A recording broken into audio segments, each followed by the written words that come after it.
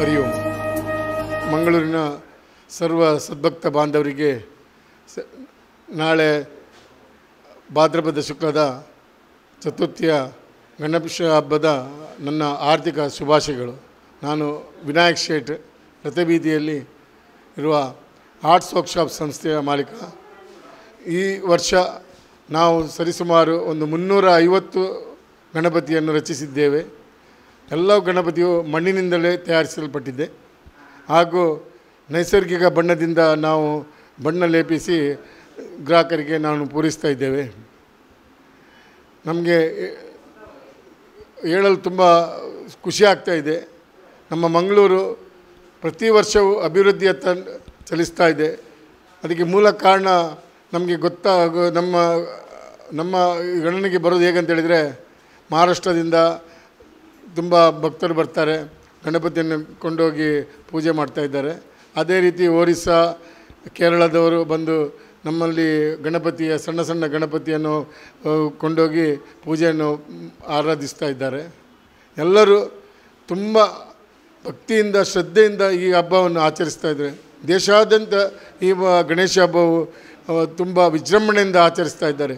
ಮತ್ತು ಸಂಘ ಸಂಸ್ಥೆಯಲ್ಲಿ ಕೂಡ ಹಾಗೆ ಎಲ್ಲರೂ ಸಂಘಟಿತರಾಗಿ ಈ ಹಬ್ಬವನ್ನು ತುಂಬ ಶ್ರದ್ಧೆಯಿಂದ ಆಚರಿಸ್ತಾ ಇದ್ದಾರೆ.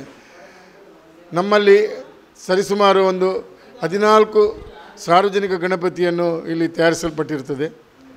Kavoor, Shantinagar, Forum Mall, Big Bazaar, ಹಾಗೆ ಕುಪ್ಪೆಬದ್ದಾವ್, ಹಸೇಗೋಳಿ,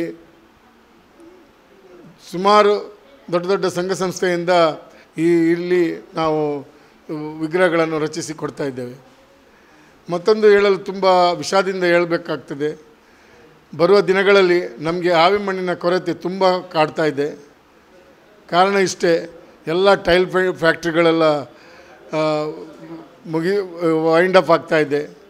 ಅದು ಸರ್ಕಾರ ಈ ಬಗ್ಗೆ ತುಂಬ ಗಮನ ಕೊಡಬೇಕಂತೇಳಿ ನಾನು ಈ ಮೂಲಕ ತಿಳಿಯಪಡಿಸ್ತೇನೆ.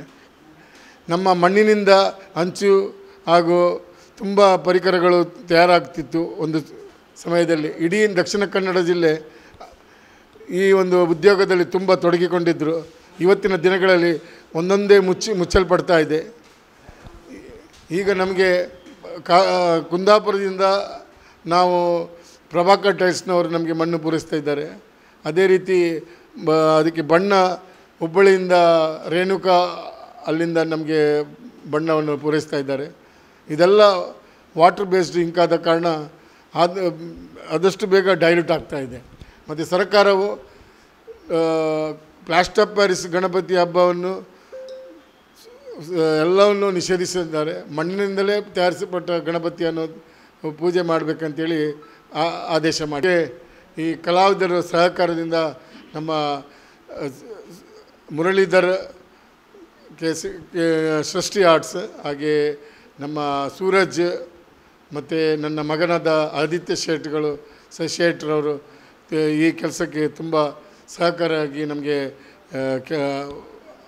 ಸಹಾಯ ಮಾಡ್ತಾ ಇದ್ದಾರೆ. ಅವರಿಗೆ ನಾನು ಈ ಮೂಲಕ ತುಂಬ ಧನ್ಯವಾದವನ್ನು ಹೇಳ್ತಾ ಇದ್ದೀನಿ.